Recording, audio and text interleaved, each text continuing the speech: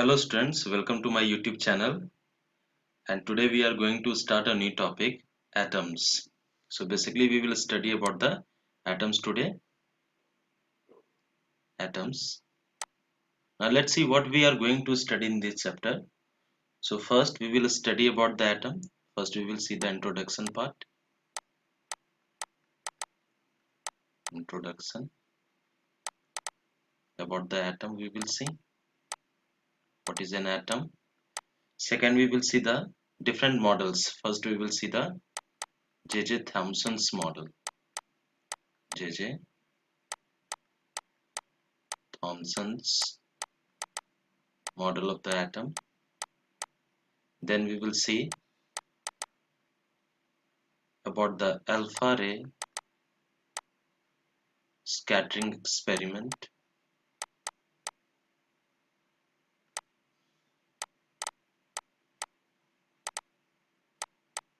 Then we will see about the Rutherford nuclear model of the atom. Rutherford nuclear model of the atom. Then we will see the electron orbits. Electron orbits. Then we will see the atomic spectra. Atomic spectra.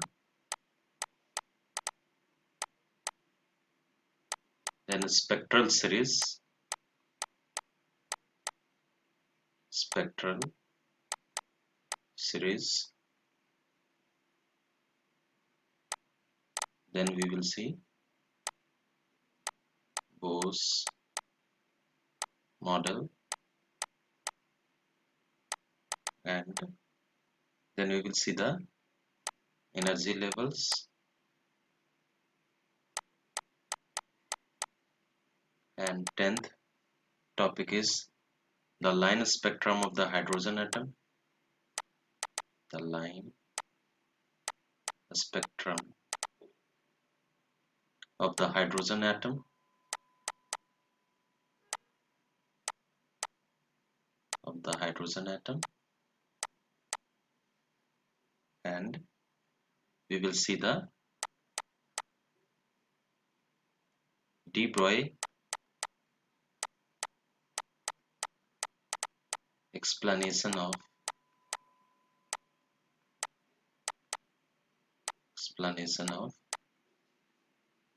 Bose second postulate of Bose second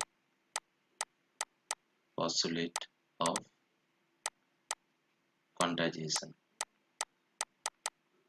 So these are the topics we are going to study in this chapter, atoms. So the first is we will see about what is an atom.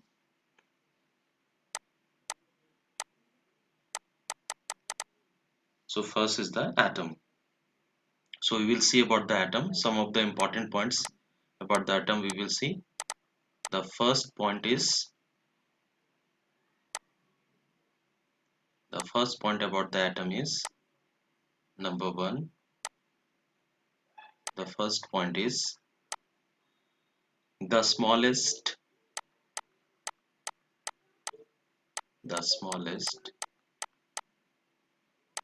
indivisible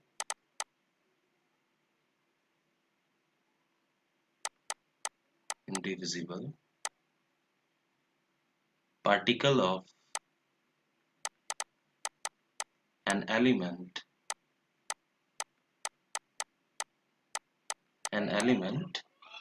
is called atom. So what is an atom? So an atom is basically the smallest indivisible particle of any element. Now number two, second point about the atom is spherical in shape. Number two point is the atom is spherical in shape. Atom is spherical in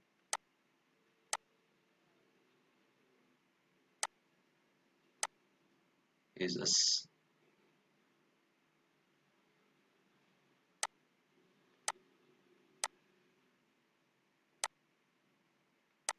atom is spherical in shape. Second point. So the shape of the atom is like a sphere. And third point is center of atom is known as the central part, since it is a spherical in shape. So the center of the atom is called nucleus. The central part of the atom is known as nucleus. Now for the size of the atom. The size of the atom is of the order of 10 to the power minus 10 meter. Is of the order of is approximately it is 10 to the power minus 10 meter, and size of the nucleus, the central part of the atom nucleus, is of the order of 10 to the power minus 15 meter, and 10 to the power minus 15 meter, it is also known as Fermi. 1 Fermi is equal to 10 to the power minus 15 meter, or you can say 1 Fermi. The size of the nucleus is 1 Fermi. Now the constituent particles of the atom, this atom is composed of these particles. The constituent particles of an atom are proton, electron, and neutron. These are the constituent particles of the atom. The next point is neutron and protons are known as nucleons. Neutron and protons, they are also known as protons, are known as nucleons because they reside inside the nucleus. So they are known as nucleons. The next point is in a nucleus. So basically the number of proton in a nucleus, number of proton NP, we can say number of proton NP is known as basically the atomic number. Okay, an atomic number, it is represented by the symbol Z. The next point about the atom is the number of nucleons is called mass number. Number of nucleons means sum of the number of protons plus neutrons. So number of nucleons is also known as mass number. So mass number, and this mass number we represent by the symbol capital A. So this is all about the atom. So about all these things we will study in this topic further on, but this is a brief idea about the atom. Simple, these are the 8 points you can see here. These are the points about the atom. Now we will see how a nucleus is represented. Representation of nucleus we will see. So how the nucleus is represented. So the nucleus is represented by this symbol. Representation of nucleus.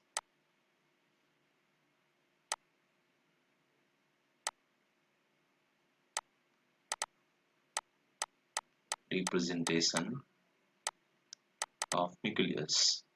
So nucleus is basically represented by this symbol, and in nucleus, suppose it is a nucleus X of any element, A at the top and Z at the base. Okay, A in the power and Z in the base, or simply like this, A, X, and this is your Z, where A is representing here, where X is your any element, an element you can say. It may be hydrogen, helium, lithium, anything. and Z is representing basically your atomic number, and this atomic number is equal to number of proton in a nucleus, and A is representing your atomic mass number, and atomic mass number is basically it is number of protons plus number of neutrons. Okay, so this is all about the nucleus. Now we will see the different models about the atom. First we will start with the J.J. Thomson's model of the atom. This J.J. Thomson's model is also known as plum pudding model. So one by one we will study about the different models of the atom proposed by different scientists. So first is the J.J. Thomson's model. We will see. Now the first model is J.J. Thomson's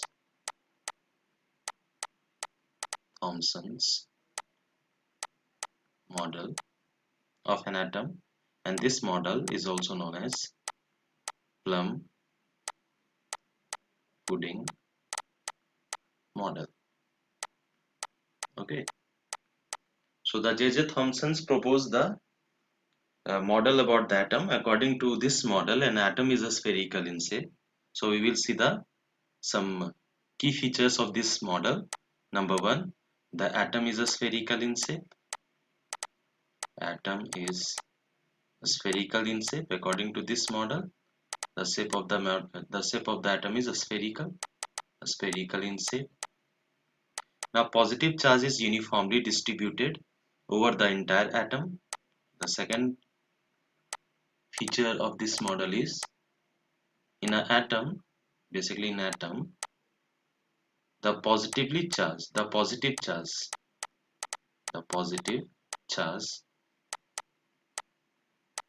is uniformly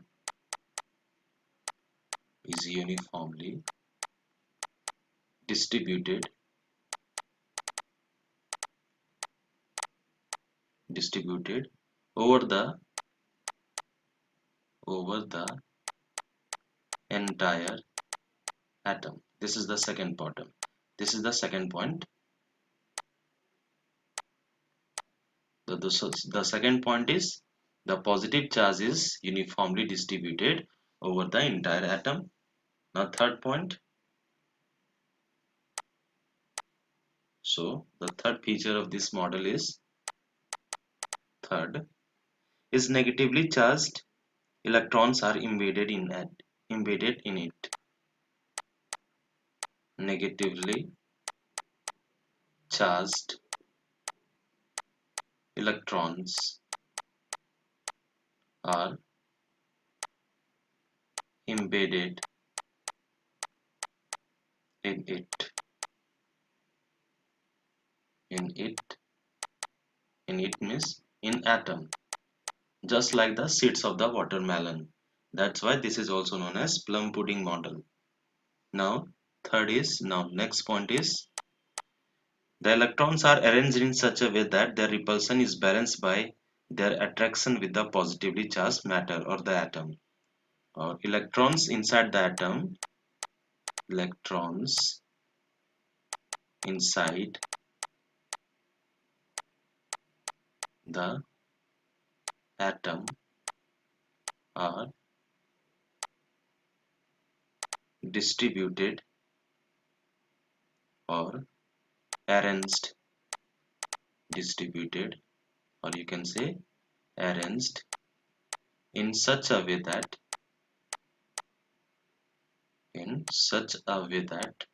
their repulsion, because electrons are negatively charged particle and same charges repel each other, so their repulsion in such a way that their repulsion is balanced by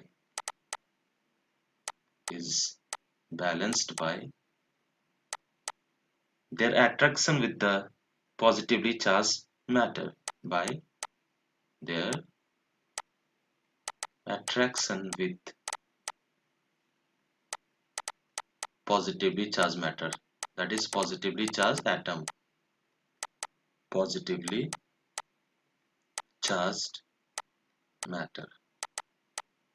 And the last point is atom is stable and it is electrically neutral.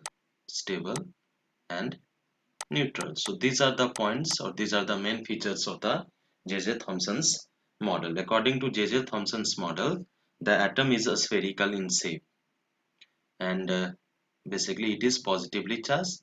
The positive charge is uniformly distributed over the entire atom. Like this, we can see it there. So basically, this is your an atom. You can see it there. This is your atom. Okay, and in this atom, it is basically positively charged, and these are the negatively charged electrons. Let me take, these are the negatively charged electrons. Here electrons, negatively charged electrons.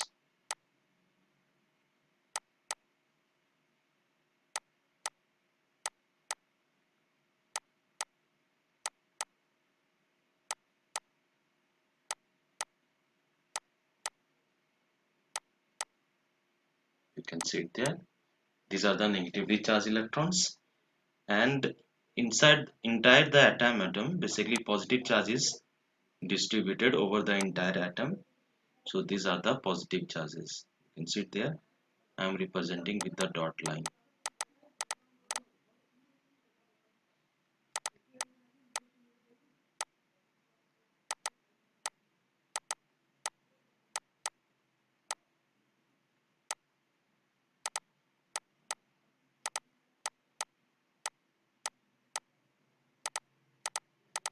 Like in this way, you can see it there. So basically, this is your electron. You can see it there.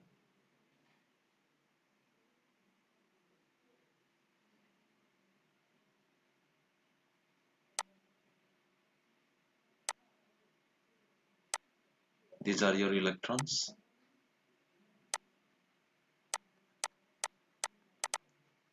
Electrons. And this is your positively charged. Positively charged matter. Means atom is filled with positively charged matter, and the electrons are embedded in it, just like the seeds of the watermelon. That's why it is also known as, and this atom. This is the atom which is a spherical in shape. Atom which is a spherical in shape. Spherical in shape. So this is all about the J.J. Thomson's model of the atom. Now we will see what are the what is the failure of the, or we will see the failure of this Thomson model. So failure of Thomson's model, or why Thomson's model failed in describing the actual structure of the atom. Thomson's model. So after the alpha ray scattering experiment, it was evident that positively charged protons are not uniformly distributed. Okay, and it failed in explaining the spectral series of several atoms, which was explained by the Niels Bohr model. So the first failure of this model is number one. So after alpha ray, after alpha ray scattering experiment,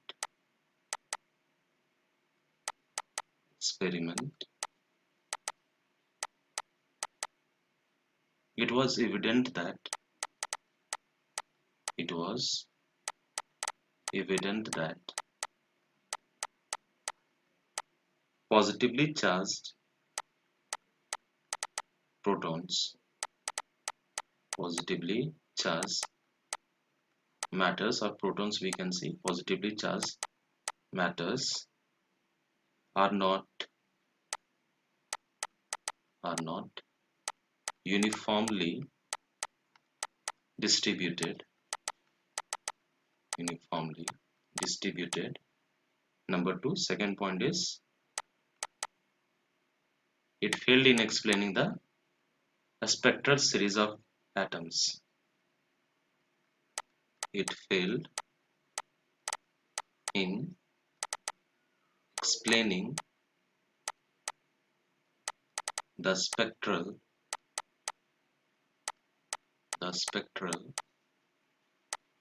series of several atoms. So these are the failure, or these are the drawbacks of the Thomson's model. Now we will come to alpha ray scattering experiment. So our next topic is alpha ray scattering experiment. So first we will see the arrangement. Alpha ray scattering experiment. So this is the arrangement here.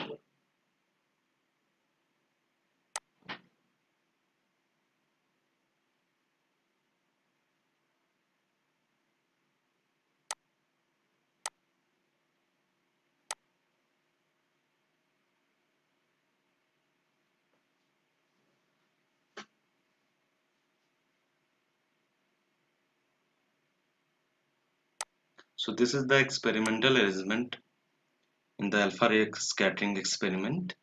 So here we have one source of alpha ray, or radioactive element we can say, source of alpha ray, and these are the lead bricks,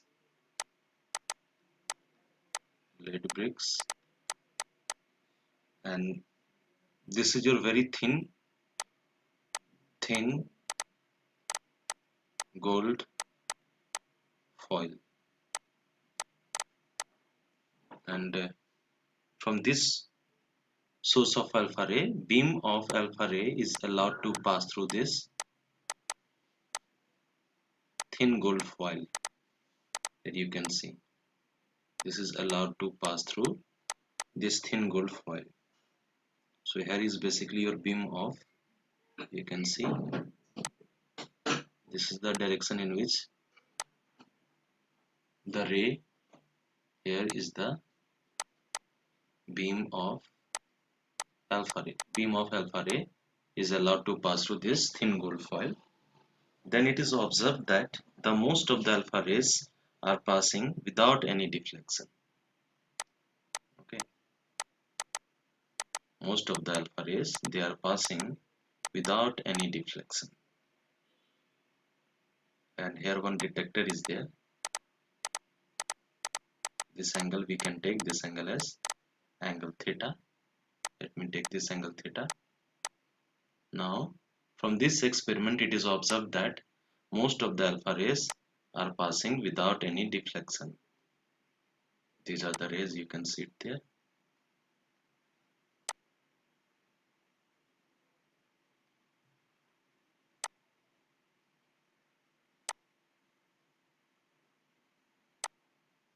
And most of the alpha rays are passing without any deflection.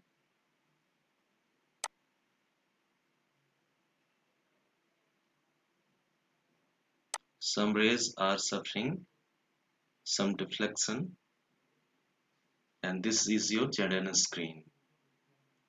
This is your screen here.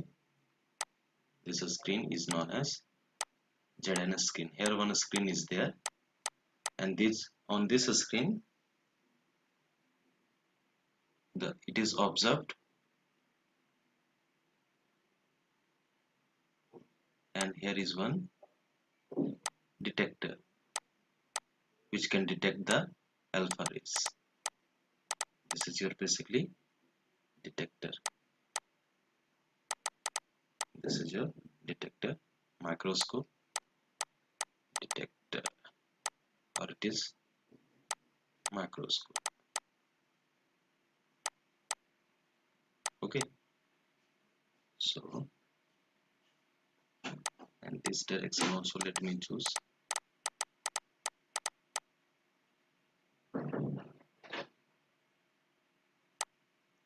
Backward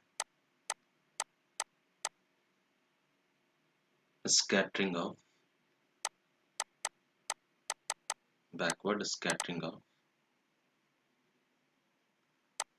a very small number, very small,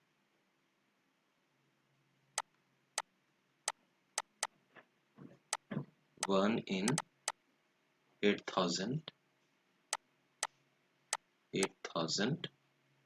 or so.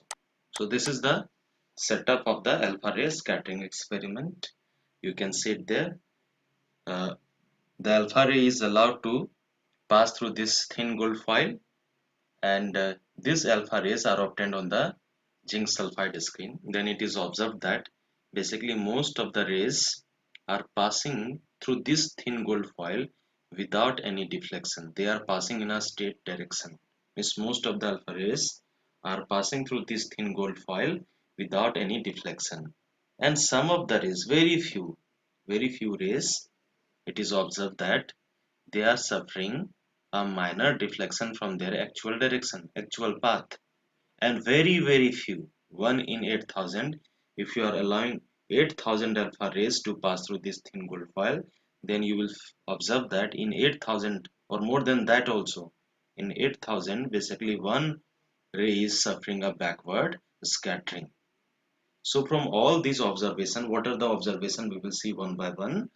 The observations were during this experiment, we will see one by one what were the observations in this alpha ray scattering experiment.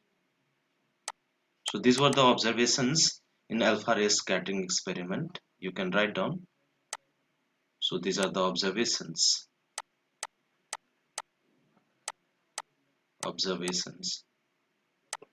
What are the observations in alpha ray scattering experiment?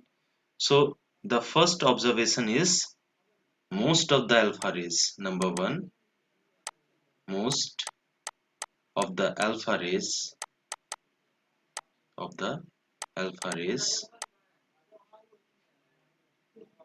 pass through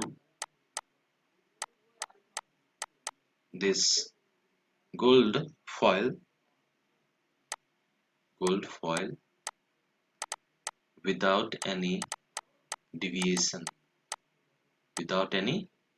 This was the first observation in alpha ray scattering experiment. So alpha ray scattering experiment was performed by the students of Rutherford.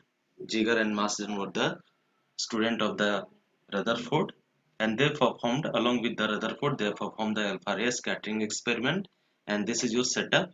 And in the observation, they observe that when they are allowing the alpha ray to pass through the thin gold foil, most of the alpha rays are basically passing. The second observation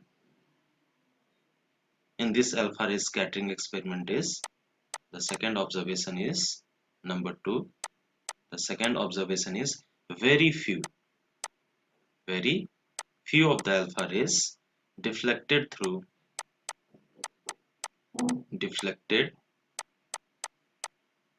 through fewer angles.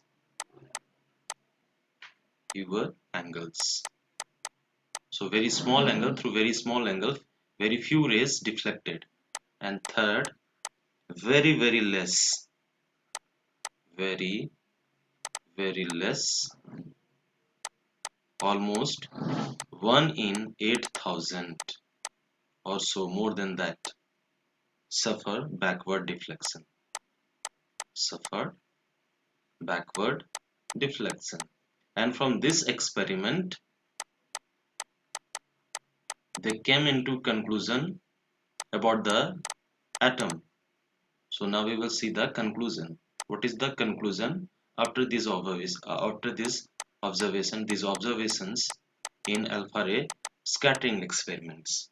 So the first conclusion is, since most of the alpha rays are passing without any deviation, so most of the atom or most of the space inside an atom is empty. Since the conclusions are, since most of the alpha rays are passing through the gold foil, are passing without any deviation, means there is no any hindrance, means the space is no any space, sorry, uh, the space is empty there, no deviation. So most of the space, so most of the space inside an atom is empty. This is your first conclusion. And the second conclusion is, since very few suffer backward suffering, so there is some material part inside atom which is very small in size, and that very small part inside the atom is termed as nucleus, that was discovered by the Rutherford. Now the second conclusion is, since very few, since very few, you can say, since very few suffer backward scattering, so there is some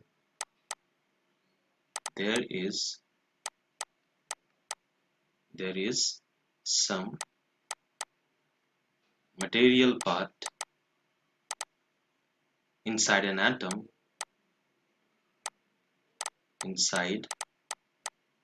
atom, which is very small in size, very small in size, and this very small part is termed as nucleus size, called nucleus, and this nucleus was discovered by Rutherford.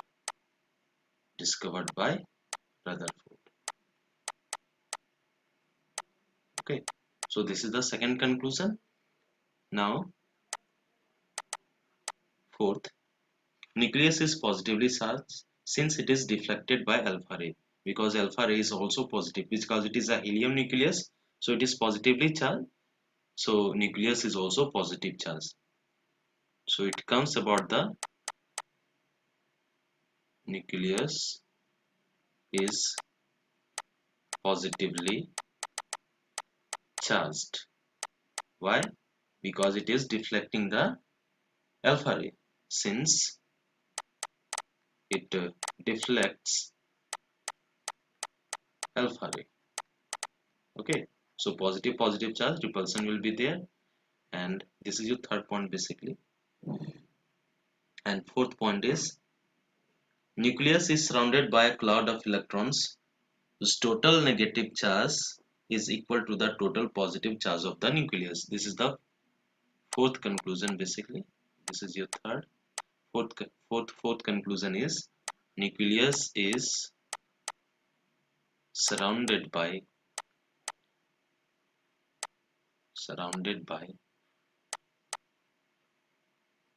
by a cloud of electrons, a cloud of electrons whose total negative charge total negative charge is equal to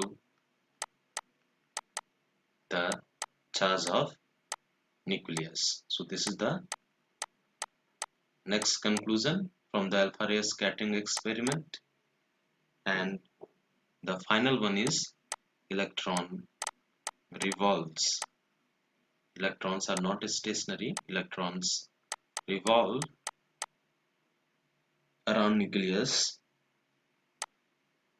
around nucleus in the same way in the same way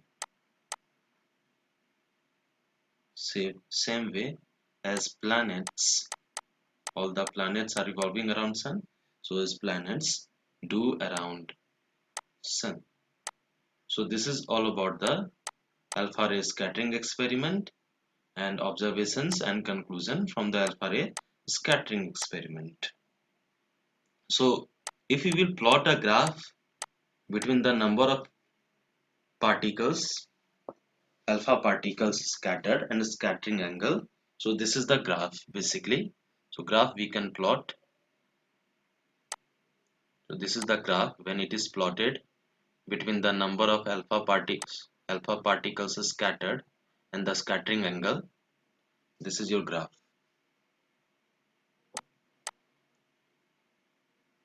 This is the graph obtained. Along y-axis we are taking number of particles scattered, number of particles means alpha particles scattered and their scattering angle, and this is your scattering angle.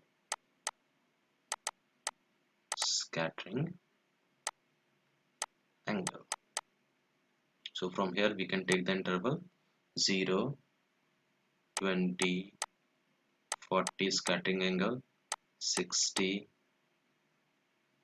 80, 100, 120, 140 and so on. We can, and similarly the particles 10, 10 to the power 2, 10 to the power 3, 10 to the power 4, 10 to the power 5, 10 to the power 6, 10 to the power 7. So 10 to the power 7 particles, almost 10 to the power 7 particles, they suffered almost zero scattering, means no scattering is there, almost no scattering, means no any deviation. So this is the graph obtained. This is the graph obtained like this.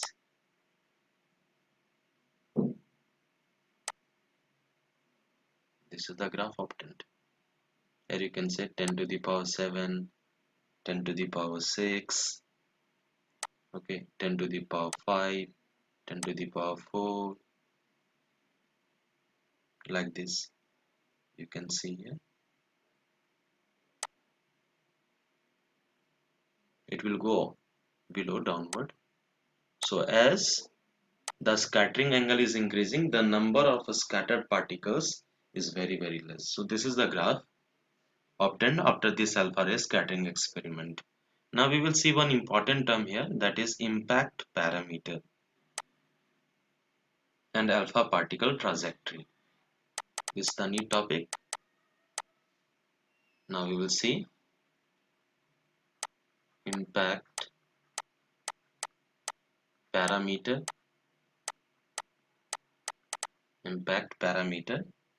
and alpha particle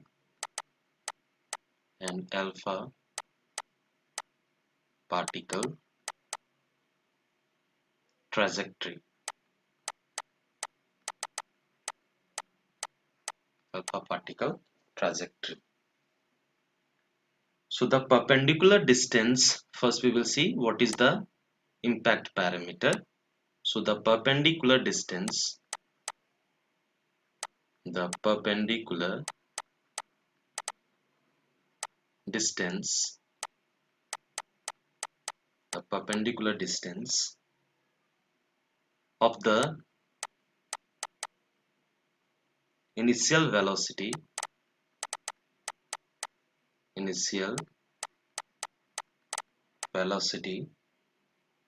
vector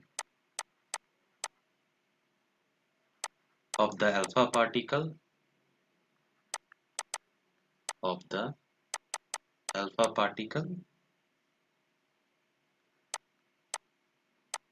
from the center of the nucleus,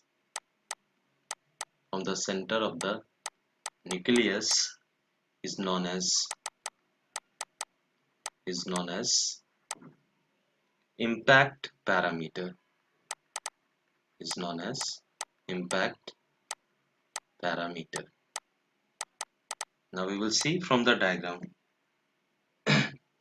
So what is the use of this impact parameter? So impact parameter determines the deflection of the alpha ray. Impact parameter determines the deflection,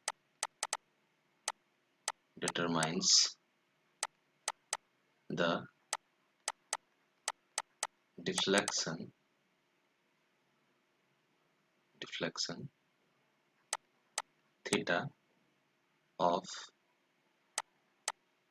alpha ray. Okay, so suppose this is our nucleus. Let me explain this with the diagram. This is our nucleus.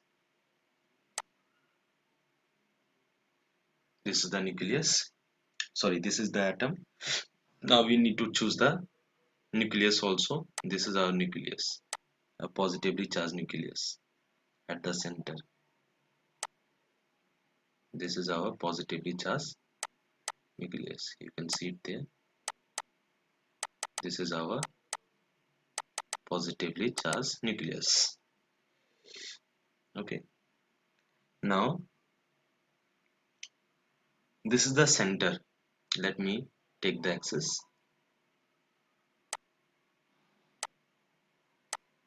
You can see it there.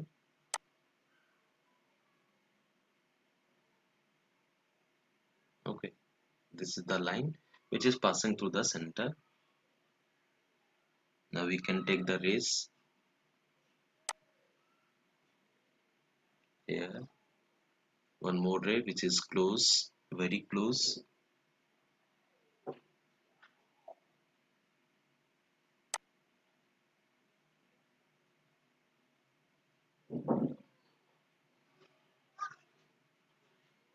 One more ray we can take. Yeah. Now let me explain this impact parameter.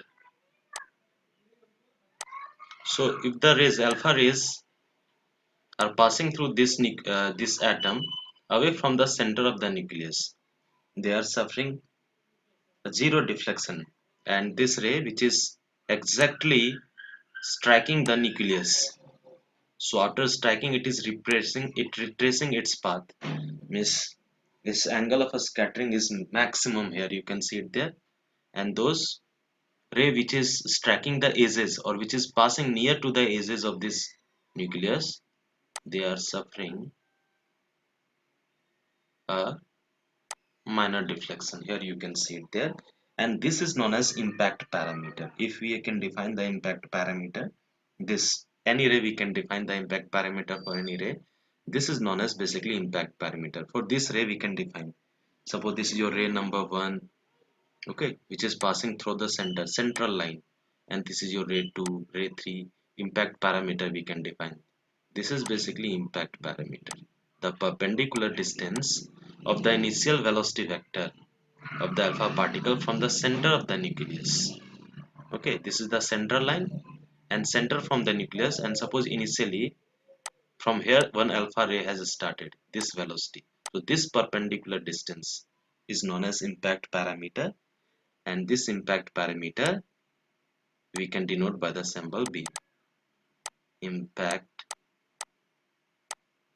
parameter, and this impact parameter we can denote it by the symbol B. So if B is increasing, okay, if B is more, if B is more, then theta will be less. This angle of scattering, theta will be very less. You can see it there.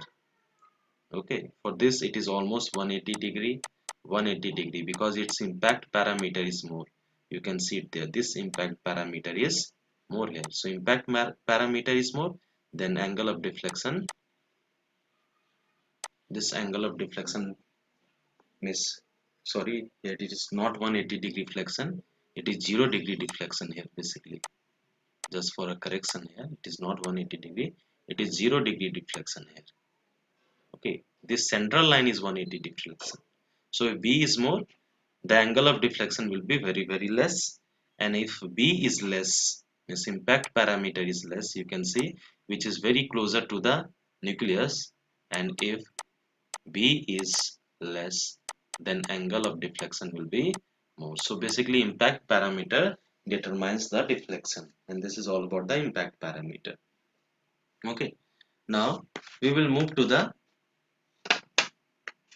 limitations of the Rutherford atomic model.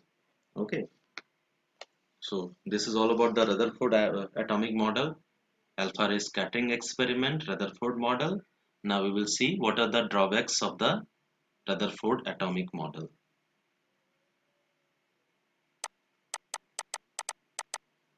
So we will see the limitations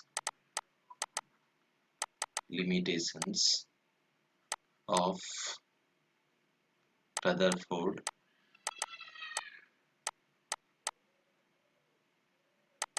atomic model.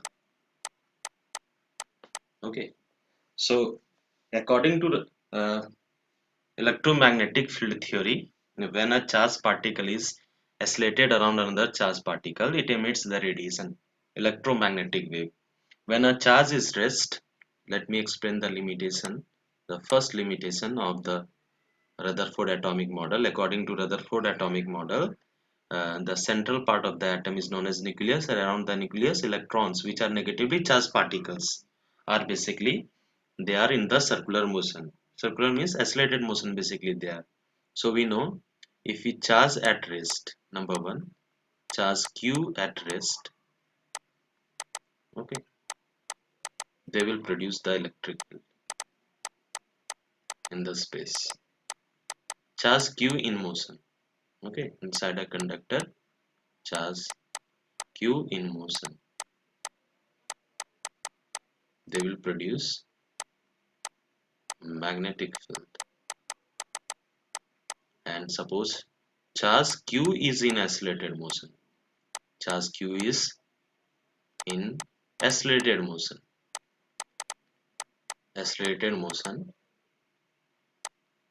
electromagnetic wave, EM, electromagnetic field will be induced, or EM wave will be induced, electromagnetic wave is produced, and this electromagnetic wave basically it carry energy.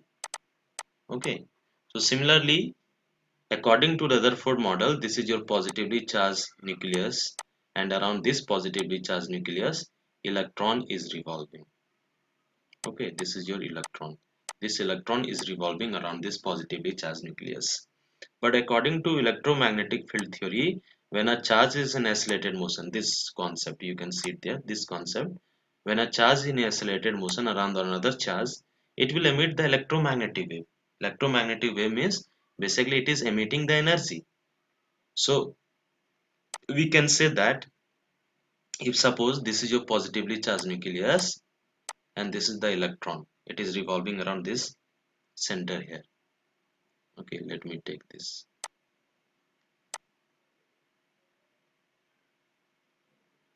You can see it there. And suppose one electron is there. This is your electron. This electron is revolving around this positively charged nucleus. Then what will happen? Since due to the emission of the electromagnetic wave, the radius will keep on decreasing like this. You can see it there. And finally, the electron will collide with what? The electron will collide with the positively charged nucleus. But it doesn't happen so inside a atom. So this Rutherford atomic model fails in explaining this behavior. Okay.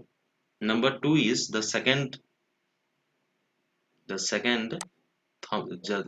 drawback of this Rutherford atomic model is an electron can revolve in all possible radii, so it should emit a continuous spectrum, but a spectrum is discrete in nature.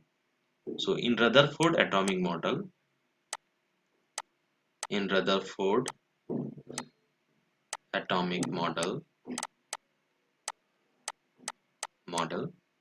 electron can revolve an electron can revolve in all all possible radii, so it should emit continuous spectrum, but later on it was proved that the spectrum is discrete in nature, so it should emit continuous spectrum, but a spectrum is discrete in nature, but a spectrum is discrete in nature discrete in nature. So the first drawback of Rutherford atomic model was it failed in explaining the uh, electromagnetic field theory of the charged particle. Means when a charged particle is oscillating, then it must emit the electromagnetic radiation, due to which its energy will continuously decrease, and finally the electron must collide with the atom, but it doesn't happen so the Rutherford was unable to explain this behavior. And second is, according to Rutherford atomic model, an electron can revolve in all possible radii. If the orbit is circular, then it can revolve in any radii. So it should emit continuous spectrum. But a spectrum, later on it is proved that the spectrum is discrete in nature. So these are the drawbacks of the Rutherford atomic model. And now we will see in the electron orbits of the Rutherford atomic model.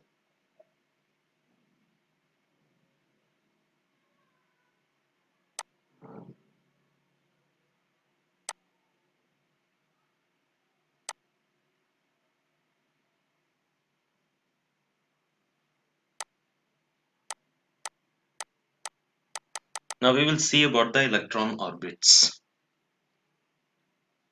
So our next topic is electron orbits.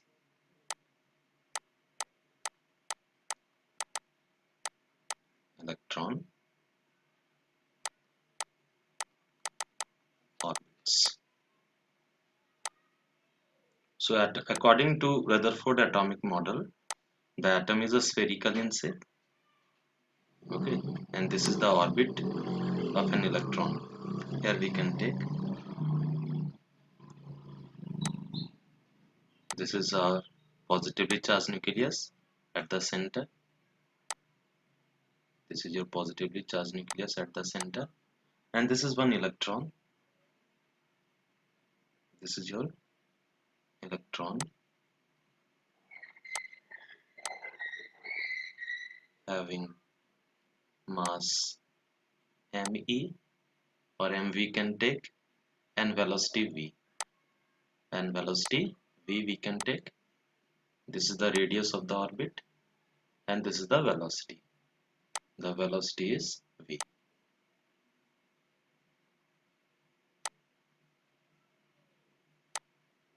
Velocity v of the electron. R is the radius and v is the velocity of the electron. So in Rutherford atomic model, in Rutherford atomic model, the electrostatic force, the electrostatic force between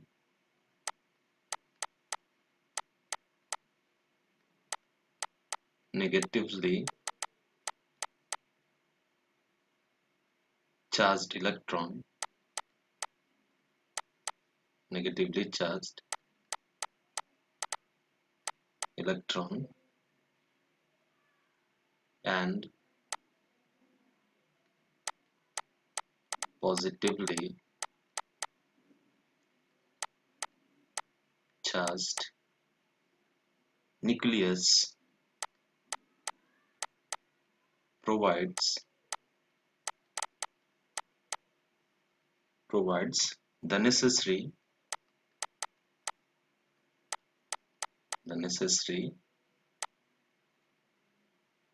centripetal force. Centripetal force. Thus, for dynamically stable hydrogen atom, thus for dynamically stable hydrogen atom,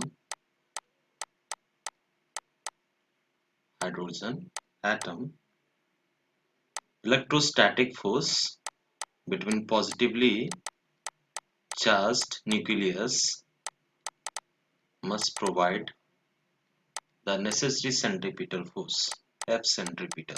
Means centripetal force for the electron to revolve around this circular orbit, it must be provided by this positively charged nucleus. Suppose we are taking this hydrogen atom. In hydrogen atom, one proton, means in number of protons will be 1 and number of electron will be 1. So 1 electron, 1 proton. So what will be the electrostatic force? The formula for the electrostatic force in air medium, 1 by 4 pi epsilon naught Q1 into Q1 into Q2. Magnitude we take, magnitude of electrostatic force upon distance square. And centripetal force, the formula is mv square upon r, where v is the speed of the object or particle revolving around a circular path having radius r. Now we can write down 1 by 4 pi epsilon naught. Charge on electron, magnitude if you will take E, charge on proton is equal to E, and the distance between this electron and proton is equal to r, so r is square. Mass of electron I am taking me, is the speed I am taking v square, and radius is r. So 1r, it will be cancelled out. Here you can see it there. 1r and 1r, it will be cancelled out. Here r and this r, it will be cancelled out. Then what will remain there? Then after that we can write down this equation will remain. We can see it there, 1 by 4 pi epsilon naught. We can write down with this symbol 1 by 4 pi epsilon naught by k, by the symbol k. So from here we can write down 1 by 4 pi epsilon naught E into E, that is E square upon R, is equal to me into v square. And from here we can calculate the value of v square, or mv square. Basically we can write down mv square. This value mv square is basically your uh, kinetic energy. What we know, kinetic energy ke is equal to half into mass of electron and v square, half me into v square. So if you will divide this equation by 2, so we can write down 1 by 2, it is multiplied to both sides, then it will become 1 by 4 pi epsilon naught into e square by r, and again I am multiplying this 1 by 2 into me into v square. Okay, so half into me into v square, it is kinetic energy, so it will become 1 by 4, 4 into 2, it will become 8. So basically half mv square, it is equal to how much? It is equal to 1 upon 8, or basically we can write down 1 by 8 pi epsilon naught into r, and the numerator it will be e square. So e square by 8 pi epsilon naught r. This is your equation number 1. So kinetic energy we have find out. Now we will see what will be the from here we can find out the radius also. Radius r. What will be the value of radius r? The value of radius r, it will be equal to e square by 4 pi epsilon naught into me into v square. Now, what is the potential energy? The potential energy, electrostatic potential energy here, we can write down by the symbol U. It is equal to, the formula is 1 upon 4 pi epsilon naught Q1 into Q2 upon distance between charges. So we can write down 1 by 4 pi epsilon naught charge on proton plus E multiplied with charge on electron minus E, they are separated by the distance R. So we can now replace the value of R. What is the value of R? The value of R is basically, or just keep it there, simply R, then the equation will be equal to minus of E square upon 4 pi epsilon naught into R. This is your equation number 2. Then what will be the total energy? Total energy also we can calculate. What will be the total energy? So we can write down total energy is basically the sum of potential energy PE plus kinetic energy KE. Okay, so potential energy is minus E square by 4 pi epsilon naught into R, and kinetic energy is E square upon 8 pi epsilon naught into R. If we will solve this equation, then we will get basically minus of E square into 8 pi epsilon naught into R. So basically this value is negative because it is coming out to be negative. And this negative sign, this equation I am taking, equation number 3, and the total energy is basically coming out to be negative. Total energy is coming out to be negative. And this signifies in the expression of total energy, it is negative sign, so it signifies that electron is that electron is bound with nucleus, is bound with nucleus. Okay, otherwise what will happen? The electron will not remain to bond with the nucleus. If E is positive, if the total energy is positive, an electron will not follow a close orbit around the nucleus.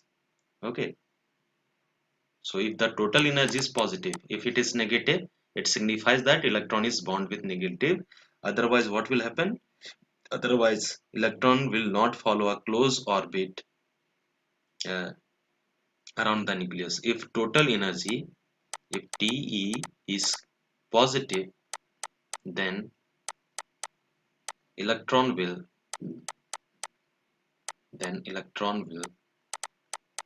not follow the closed circular orbit, the closed orbit around the nucleus. Now we will around the nucleus. Now we will establish the relationship between the potential energy, kinetic energy, and total energy. So what we have seen? Number one, we have seen the potential energy is equal to how much? The first is we have calculated the kinetic energy. Ke is equal to E square upon 8 pi epsilon naught into R. Number 2, potential energy we have find out. Potential energy PE equals to minus of E square by 4 pi epsilon naught into R. Okay, if you will take the magnitude of P, okay, the magnitude of P, it will be equal to simply plus sign E square by 4 pi epsilon naught R. Kinetic energy is always positive, so its magnitude will remain same. Okay. It will be equal to E square by 8 pi epsilon naught into R. And the total energy, third is the total energy. Total energy is basically orbiting electron sum of potential energy plus kinetic energy, and it is basically minus of E square by 8 pi epsilon naught into R. Okay, so if we will divide this to equation 1 with 2, then we can establish the relationship between potential energy and kinetic energy. Only the magnitude we are establishing only the relationship between the magnitude. So if you will divide equation 1 with 2, then we will obtain that it is equal to Ke divided by P, magnitude only we are taking. Magnitude of Ke divided by magnitude of P, it will be equal to E square by 8 pi epsilon naught into R divided by E square by 4 pi epsilon naught into R. So E square cancel out here. You can see it there. E square cancel out. R cancel out. 4 pi into 8 pi, it will be equal to 2. So basically it will be how much? It will be equal to Ke by Pe, magnitude only. It will come out to be 1 by 2, and from here we can establish the relationship. So Ke is equal to half of potential energy. Okay, simply we can see that. So if you know the value of potential energy, directly we can calculate the kinetic energy will be half of the potential energy. And what is the total energy? And directly we can see about the total energy and potential energy. Kinetic energy is equal to how much? Or we can establish about the relationship of kinetic energy also. So basically kinetic energy from equation 1 and 3 you can see it there. There is a difference of only minus sign, minus of E square by 8 pi epsilon naught R in the expression of total energy, and kinetic energy E square by 8 pi epsilon naught. So kinetic energy is nothing but it is equal to mod of total energy. If you know the value of total energy, directly you can calculate the value of kinetic energy. So these two are the very important relationship. Number one, kinetic energy is half of the potential energy, and number two, kinetic energy is equal to the magnitude of total energy. So total energy is nothing but the kinetic energy, only the sign will be different. Kinetic energy is always positive, total energy is negative. I will take one example here. We will take one question, simple question to establish the relationship. Number one, first question I am taking here. If the total energy of the orbiting electron, if the total energy of the orbiting electron is minus 13.6 electron volt, calculate number 1 potential energy, number 2 kinetic energy. So simply we can calculate just from the rule solution. We can see it here, simple solution. So the kinetic energy, just I've explained, kinetic energy is basically it is the mod of total energy. Okay, sorry, here mod of total energy. Okay, but our total energy is minus 13.6 electron volt, so directly we can write down it is equal to 13.6 electron volt. And what is potential energy? Kinetic energy and potential energy, we know kinetic energy is equal to half of potential energy. Okay, so from here we can write down potential energy is equal to 2 times of kinetic energy, and the potential energy is negative, so 2 into K is equal to 13.6, so it will be equal to 2 It is 27.2 with the minus sign, electron volt. So we can apply this technique to find out the potential energy and kinetic energy. Or if any one value is given, either potential energy, kinetic energy, or total energy, we can calculate the remaining two. Okay. So this is all about the electron orbits. So here you can only remember that the electrostatic force between the nucleus and the electron, they provide this force, electrostatic force of attraction provides the necessary centripetal force for the electrons to revolve around the positively charged nucleus.